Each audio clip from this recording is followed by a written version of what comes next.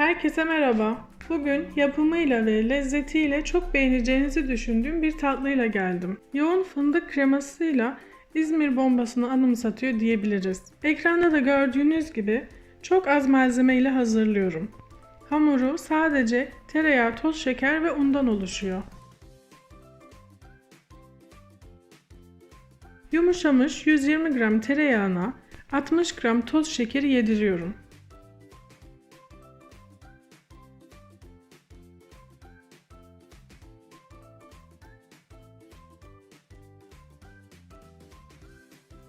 Unu iki parça halinde ilave ederek bir kurabiye hamuru yoğuruyorum.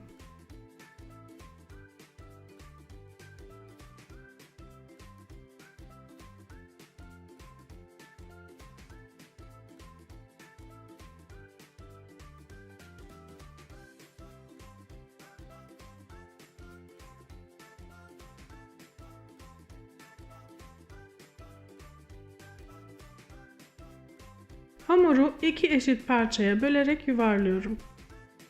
İlk parçayı yağlı kağıt üzerinde elimle bastırarak açıyorum. İsterseniz dikdörtgen veya kare şeklinde de merdane ile açabilirsiniz.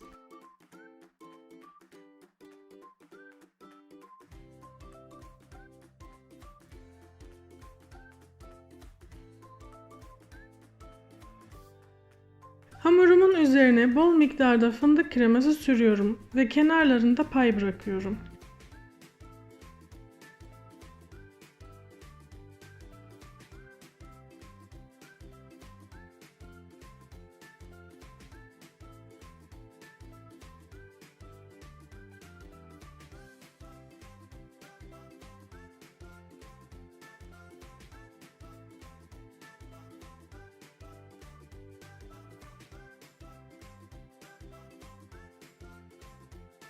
İkinci hamurumu da bir parça streç folyo üzerinde açıp çikolatalı hamurumu kapatıyorum.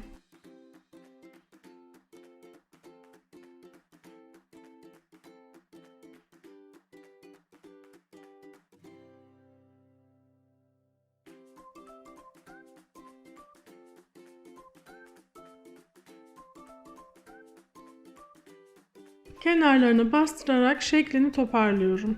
Önceden ısıttığım 190 derecelik alt üst ayar fırının orta katında 18 ila 20 dakika arasında pişiriyorum. Pastanın kenarları kızarınca fırından alarak 10 dakika tepside soğutuyorum.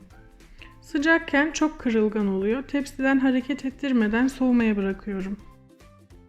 Bu kurabiye pastayı ister krema ve meyvelerle, ister dondurmayla ya da sade olarak servis edebilirsiniz. Ben bir de frambuaz reçelli ve cevizlisini yaptım. İstediğiniz şekilde uygulayabilirsiniz. Çok kurtarıcı bir tarif. Badem ezmesi, fıstık ezmesi her şeyi sürebilir. Yarım saatte çok lezzetli bir ikram hazırlayabilirsiniz.